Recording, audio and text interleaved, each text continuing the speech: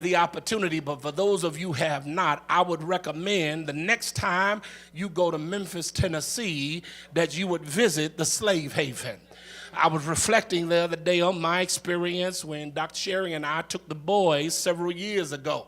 The Slave Haven is a house that served as a safe harbor for slaves coming up along the Mississippi River. The owners of the house believed in the freedom of African Americans. They believed that slavery was cruel and unusual punishment for a human being.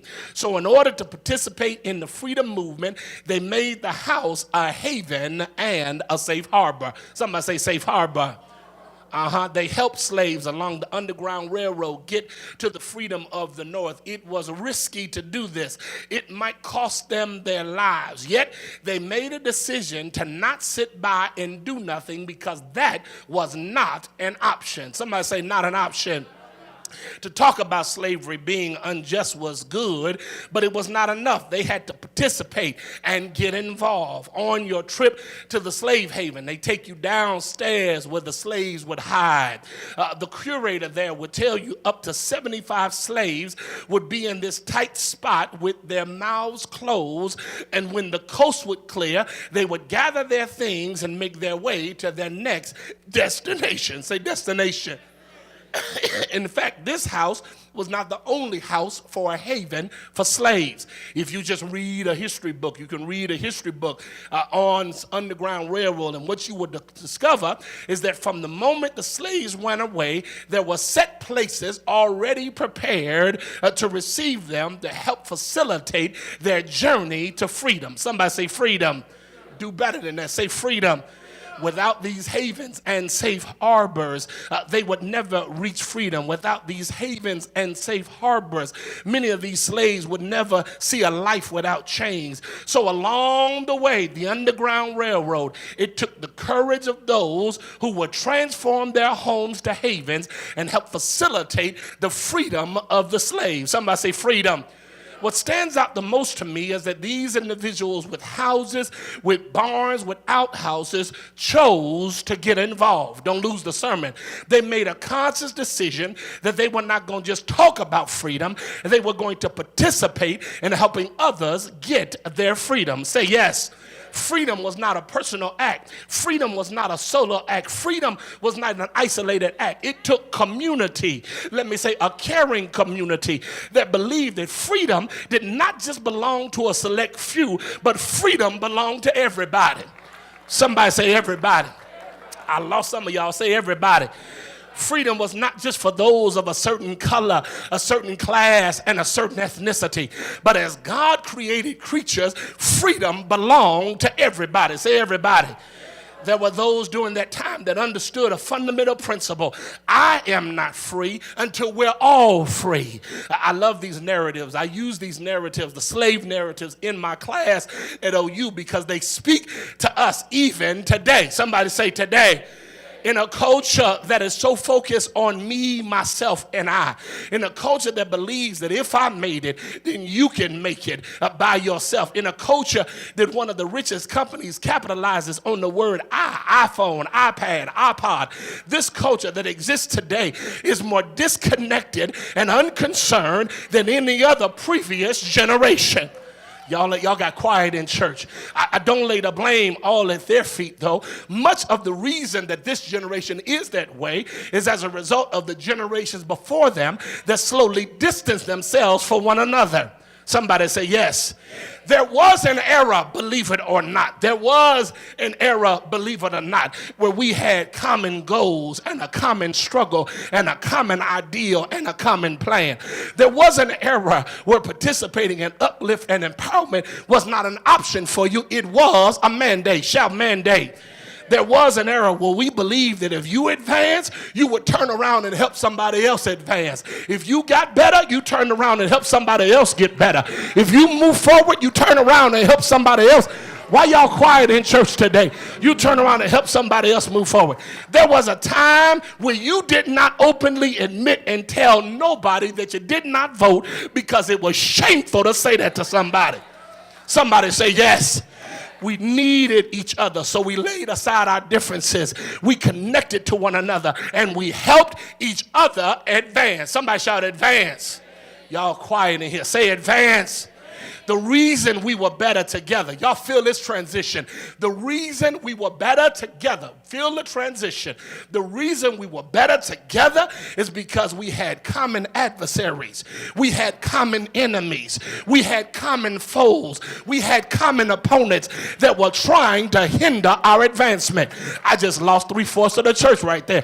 The reason progress was made from then till now was because we had commonalities, common enemies, common adversaries, common foes, and common opponents. Well, I got news for you. The past is very much present today. We have common enemies, common adversaries, common foes. I can't get nobody in the church. Here in 2018, can I tell you that we are in this place today? The past has become present. Yes. Yes. We got a common enemy, common adversary, and a common foe. Be not mistaken, beloved. As of today, every branch of government, from the executive to the judicial to the legislative branch, are working together in order to give rights to a select few and take the rights of many away. It's so quiet in church, as of today, the Supreme Court, the White House, and the Congress are moved in a direction that strategically they will work hard to take everything that we have gained away. They strategizing now. They planning now. They meeting now. And the aim is to retard progress. These are critical times and extremely necessary that we get over the spirit of selfishness and realize that we're better together. We are better because we believe in the power of community and helping each other out. We are better when we suspend our differences with each other and find common goals and common dreams and a common vision. It's falling on deaf ears in this church. We are better together because clearly understand they might not have got you during the daytime, but they will come and get you at night.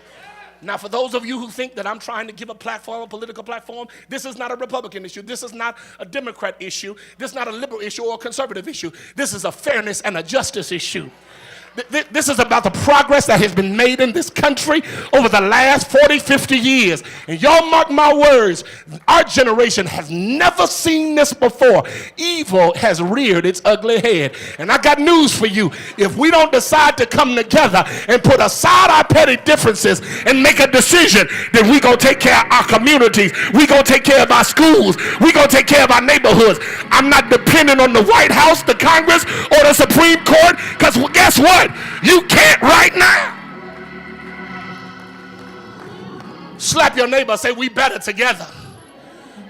Tell him we better together.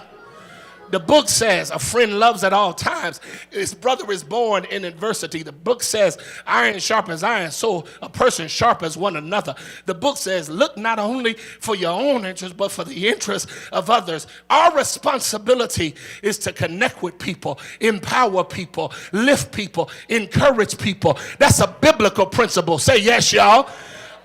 Y'all hear me? Look at me, y'all. Our responsibility is to empower people, to lift people, to encourage people. That's a biblical principle. Nowhere in the Bible is there an admonition that you stay by yourself, help by yourself, lift only yourself, care about nobody else. That is not a biblical principle. In fact, even my evangelical brethren in Edmond and in Nichols Hills have chosen to forget the word of God that say, do unto others as you would have them do unto you. Don't tell me about abortion if you ain't talking about mass incarceration. Don't tell me about same-sex marriage if you're not going to talk about police brutality. Don't bring your issues on the table if I can't put my issues on the table. Justice is for everybody. Is there anybody in the house today? Somebody shout, we better together. God has summoned us to be in community, that if nothing else, we strengthen each other. Somebody say strengthen each other.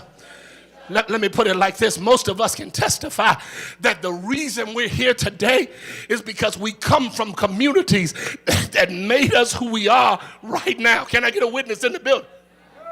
Most of us can testify that you would not be sitting here if it were not for the community that raised you, that shaped you. I need some folk to testify that without a shadow of a doubt, I come from a place that pushed me, that blessed me, that encouraged me, that prayed for me, that went to church for me. Watch this. That whooped me, that fed me, that led me, that cherished me, that remembered me, that forgave me, that healed me. Can I get 50 folk to jump up now if you came from that neighborhood? They wanted you to be better. I said, can I get 50 to jump up because you came from that neighborhood? You're better because of where you came from. Slap your neighbor, say, we better together. We better together.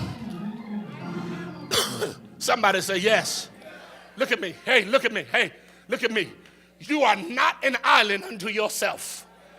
You were created to be in community. You were created to empower the people that are connected to you. We're better together. That's why this story is simple. Jesus is coming home to Capernaum. While he's there, he goes at the invitation of someone to their house. Jesus is in the house, and he starts to get his preach on. Jesus starts preaching, and the crowd gets bigger and bigger. So much so that there was no room at the house, even at the front door. Jesus is preaching and teaching, and all of a sudden, 4 dudes drop another brother in front of Jesus. Don't miss what I just said. Preaching and teaching. Along came 4 brothers, and they dropped another brother who was a paralytic in front of Jesus. Were they his friends? What compelled them to help this man? How did they decide to carry the man? How did they know to take him to Jesus?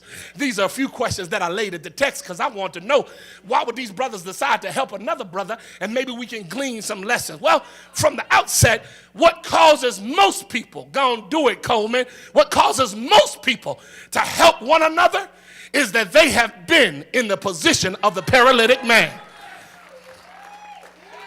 Y'all gonna make me get grimy right now. We are the only group of people who seemingly forget where we used to be. Yeah. We act like we were born making 6 figures. We act like we were born in a split duplex with 3-car garages. We act like we were born wearing Versace suits and Jimmy Choo shoes. We act like we were born dressed up and ready to go. I just want to say this, please, you wasn't born that way. You came from somewhere. You've been up the rough side of the mountain. Can I find some folk in here that can testify that the reason I help other people, because I've been broke before, I've been lonely before, I've been hurt before, I've been lost before, I've been on the outside before. I wish I could get some folk to jump up and say, that's my story. Look at me, hey. Don't you turn your nose up at folk that are not where you are.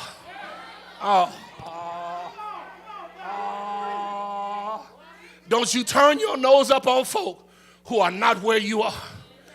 Don't you criticize folk because they're not where you are. Don't you judge folk because they're not where you are. Let me see if I can get to your address and maybe hit you in the head. If it weren't for his grace and his mercy, you wouldn't be where you are, player. So listen, look. They didn't walk by him and shake their head in judgment. They thought about themselves and who the Lord sent by to help them to get better. Helping somebody get better, y'all, is easy when you think about who God sent your way to help you get better. It's survey time. Somebody say survey time. How many of y'all in here can testify that God sent somebody your way to help you get better? That's what I thought. That was weak, and that was pitiful, And I wish I had a real church, because if you were honest in here, you didn't get healed on your own. You didn't get strengthened on your own. You didn't get wiser on your own. You didn't get better on your own. Some of y'all ought to give God a 30-second praise because he sent somebody to be help in your life. Somebody slipped you a 20 and told you keep going, baby. Somebody lifted your head up and told you you can make it. Is there anybody in the house that can give God glory because you didn't get here by yourself? Slap your neighbor and say, you didn't get here by yourself. You crazy if you think you got here by yourself. Somebody spoke a word in your life and told you you can make it. They told you you can succeed. They told you can achieve. And I think you ought to give them a better praise than the last one you gave them right now. And watch this. And since he sent help your way, why don't you be help for somebody else?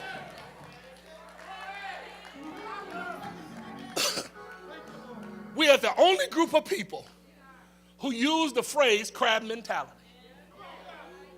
Why y'all making me get ugly in this pulpit? I ain't never heard a Jew call another Jew that. I ain't never heard an Asian say that to another Asian. I ain't never heard an Irishman say that to another Irishman. We're the only group of people. The minute somebody advances in our group, who they think they are, driving that car. Somebody with good credit, get away from me. I wish I had somebody in the house. Who they think they are living in that house. You ought to appreciate every person that ever spoke a word in your life and help you get to where you are. Don't you turn your nose up at them. You better every day of your life, God, I thank you for where I am. I thank you for the people you sent in my life. My mother, my father, my grandmother, my grandfather, my big mama, my auntie, my neighbor. Can I find some folk in here that can give God? Okay, move, Cole. So, first reason we're better together is when we can identify with other people's struggles and know that we have been where they are. Did y'all get that? Don't ever think you better than the folk in the hood.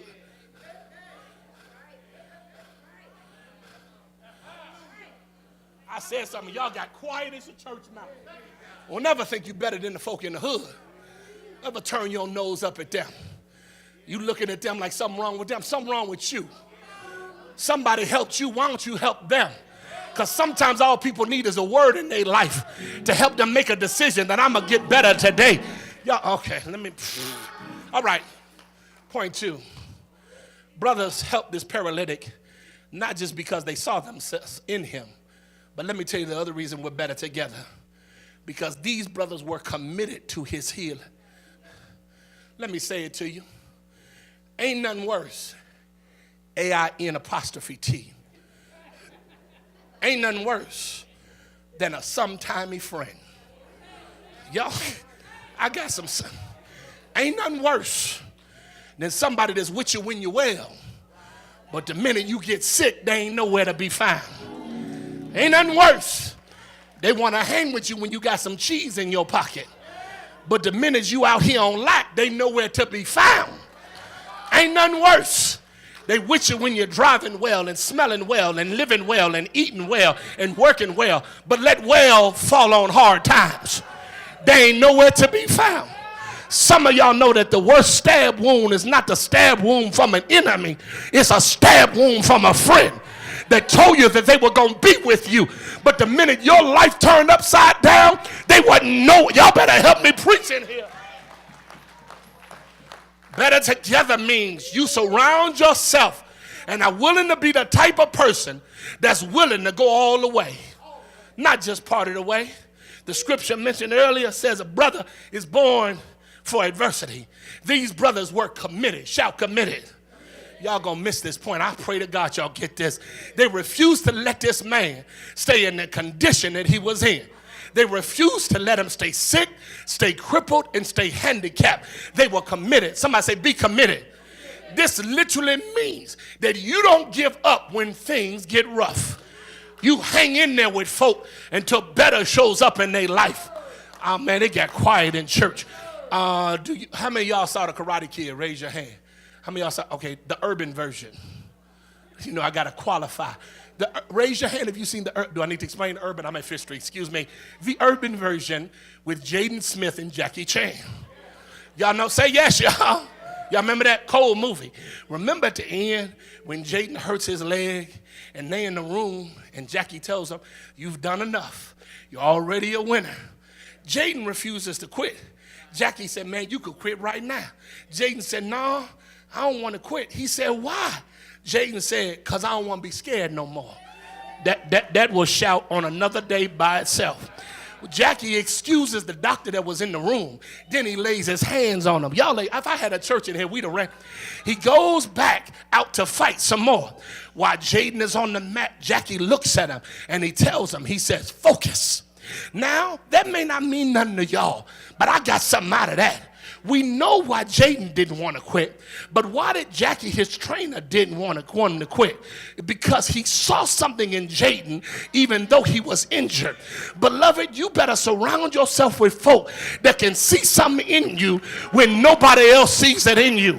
You might be depressed, but I see something in you. You might be down, but I see something in you.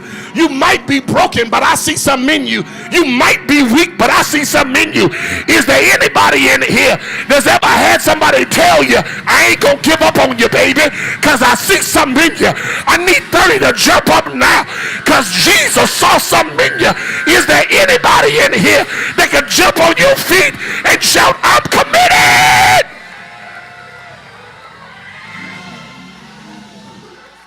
Slap your neighbor and say, I'm committed. I'm committed. I'm committed. I ain't no part-time worker. I'm committed. I'm going to work until things get better. I'm going to commit myself to situations change. I'm going to commit myself to circumstances change. Slap your neighbor. Say, all the way, baby, all the way.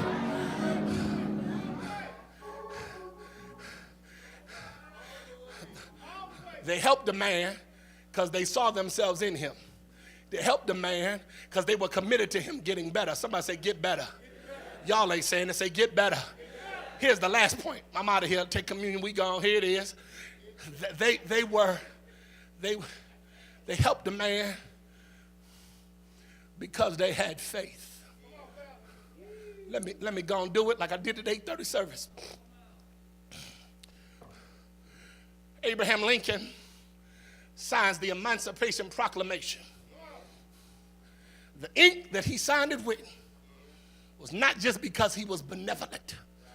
He signed it because there were some people of faith that prayed that freedom was going to come. Y'all ain't helping me in here. Civil Rights, Voting Rights Act of 64, Civil Rights Act of 65. Lyndon Baines Johnson signed it in 64, signed it in 65. Not because Lyndon Baines Johnson, the Dixiecrat, was so kind to us folk. But he signed it because there were some people that had faith, that believed that he was going to sign it. When old crazy Ronald Reagan signed the ordinance that made MLK a national holiday when he didn't want to sign it, it wasn't because he signed it because he liked Dr. King. He signed it because it was people of faith that believed that was going to happen. In 2008, when Barack Obama was inaugurated president of these United States, it wasn't because he was just the best candidate. It was because of people of faith prayed that something was going to happen. I got news for some of y'all, that things are going to change, not just because we march, not just because we protest, not just because we vote. Things will change because we are a people of faith. We believe that greater is he that's in me than he that's in the world. Is there anybody in here that can jump on your feet because you got some faith? Somebody shout faith. Things will get better. Somebody shout faith. Situation will turn around. Say faith. God will have the last say. Say faith. Can you do me a favor? Just tap 3 people and say faith, faith, faith. Faith. Faith. Faith. Faith. I said faith. Tell your neighborhood things are going to get better. Tell your family things are going to get better. Tell your children things are going to get better. Tell your friends things are going to get better. Can I find 20 people in here that's got some faith that can give God glory? Because things are going won't get better because we believe that God is able. Somebody give him glory. Push your neighbor and say faith, faith, faith, faith, faith, faith, faith, faith, faith. Somebody say faith. Here it is. I'm out of here. They had faith. So they picked the man up because they refused to leave him where he was. Somebody say, I ain't going to leave you where you are. Y'all just missed a point and a half right there. So I ain't going to leave you where you are. They picked the man up. I love it. With faith. They said, we're going to take him to Jesus. Now, some of y'all, I'm about to lose 3/4 of the church right now, but that's all right. Make your grocery list out. I got good news. They make their way to the house. They can't get in the front door because it's too crowded. Somebody says, we can't get in through the window. We can't get in through the door. So we got to go on top of the roof. Can you imagine them jokers up on the roof, tearing the tar back, saying, we this man's friend. We going to find a way to get him where he needs to be. Well, Pastor Coleman, what that got to do with me? You got to be willing to do anything to get done what needs to get done. If folk call you crazy, that's all right. You just do what you need to do. If folks say you lost your mind, tell them that's all right. I'm doing what God told me to do. Is there anybody that knows if you have a little bit of faith, you can make it through anything? I need folk to jump on their feet right now and shout faith. Faith. Shout faith.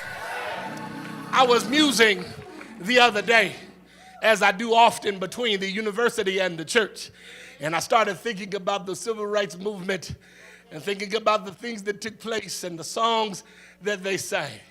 And something leaped in my spirit. During the civil rights movement, they used to sing a song. Most of the songs we sing now are about us and what we want, what I'm going to get, my blessing, my boo, my man, my woman, my house, and my car. That was not heard of in the 60s because we were all in this together.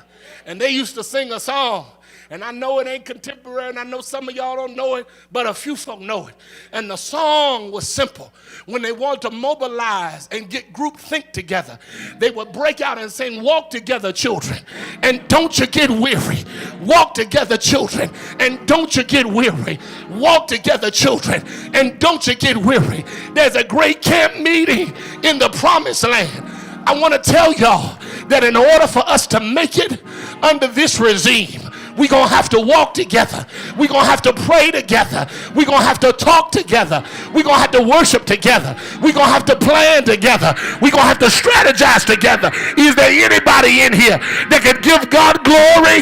Now I need you to find 3 people and step them on the shoulder and say, we better together. Stand on your feet. We're better together. We're better together. We're better together. Tell somebody we're better together.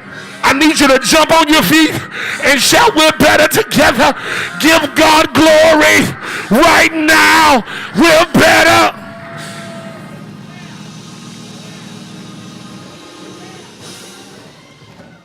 Hear me. Rest on your feet all over the building. Hear me. Hear me. Listen.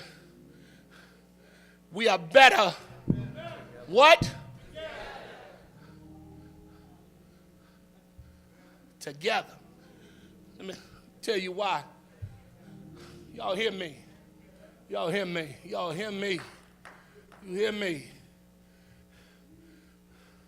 For your children, for your grandchildren, for your great-grandchildren, you better make a decision. You part of the solution or you part of the problem? Okay. And I know the generation I speak to, so feel me. Y'all ain't never seen, for this generation that was born, 90s babies, 2000 babies. Y'all ain't seen nothing yet. Okay, no. Y'all ain't seen nothing yet. The generation ahead of my generation saw this mess before. They saw an entire government system working against the progress of a people. Hear me. I mean, y'all, from voting to education to health care. Y'all ain't say nothing to me, man.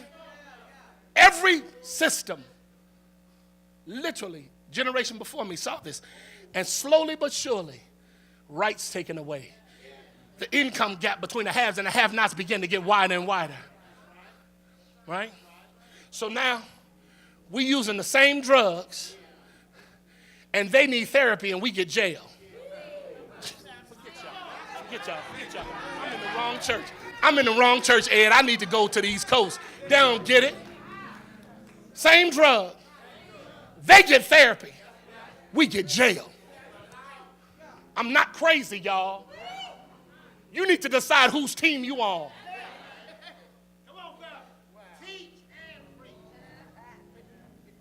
You are not an island to yourself. There are systems, and listen, I want y'all to hear me because this is deep. I'm not talking about people, I'm talking about systems. People can't hurt you. Oh my God. Systems hurt you. Right? You talking about me don't mean nothing to a player. You know what I'm saying? You can talk about me all day. But when you start creating systems that continue to cripple and hurt and maim and isolate and break, now you're affecting generations.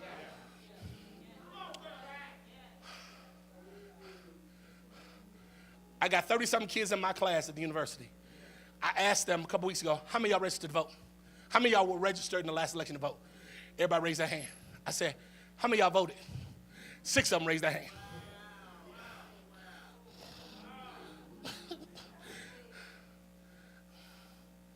Six?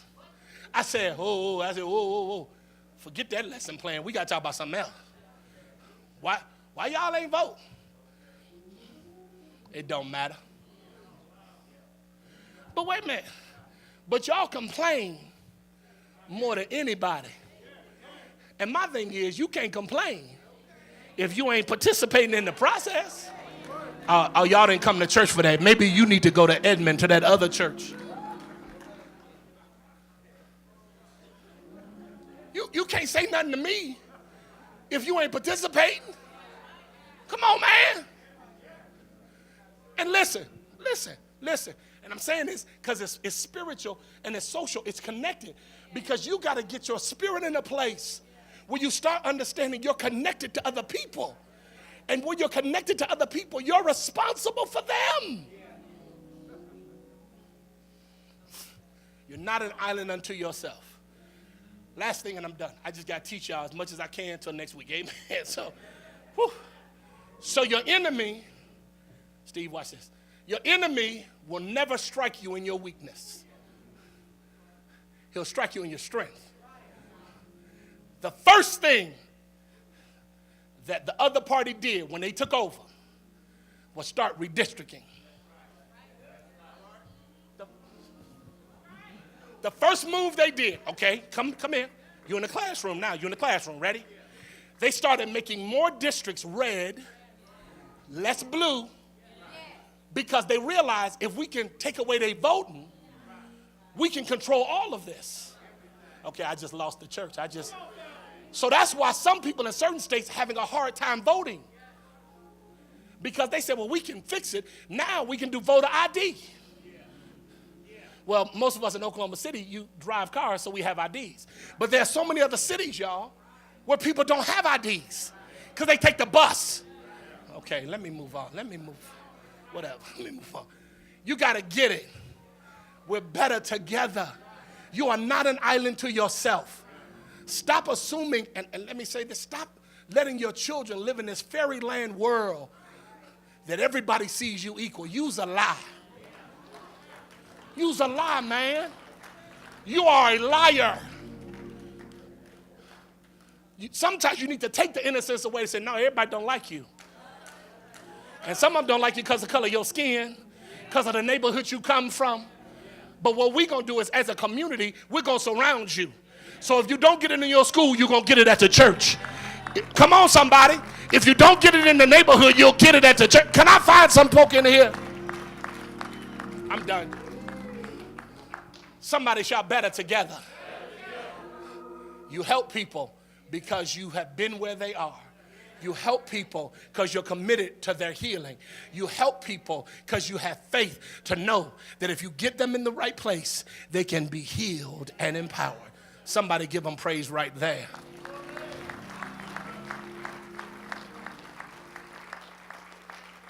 Hear me. I'm done.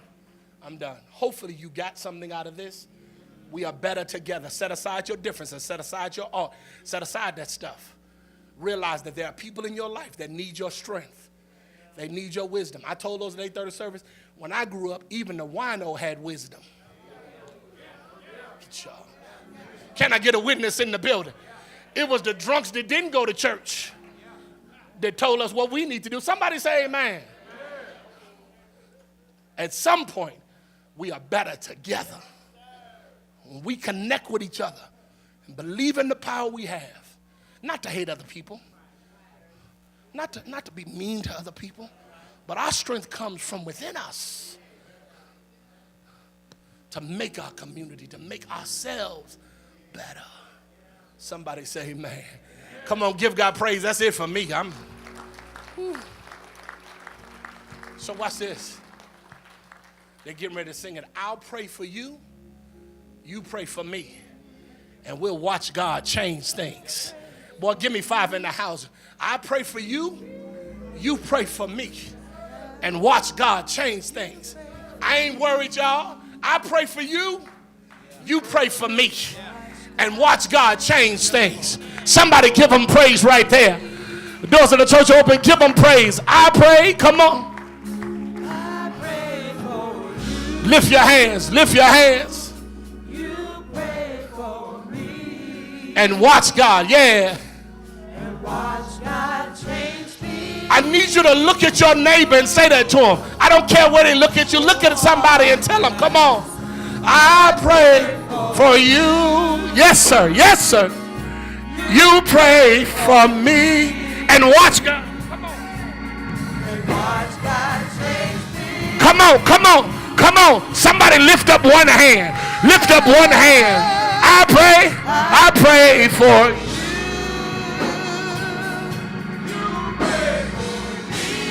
And watch God. Come on, y'all. Come on, come on. Come on. Look at your neighbor and tell him again. Look at him again and tell him, come on. I pray for you. Yes, sir.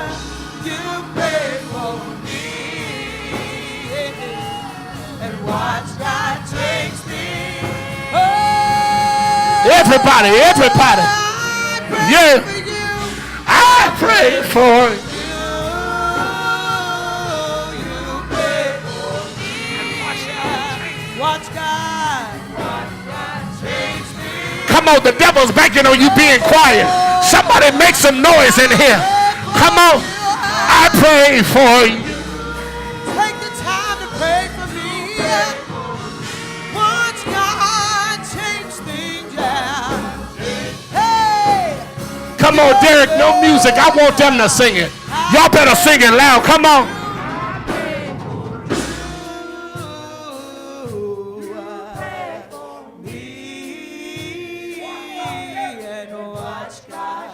That's the kind of faith I have. Come on, come on, come on, come on, come on. One more time, everybody. Come on. I pray. You pray for me. Watch God, watch God. And watch God change things. I believe in that. One more time.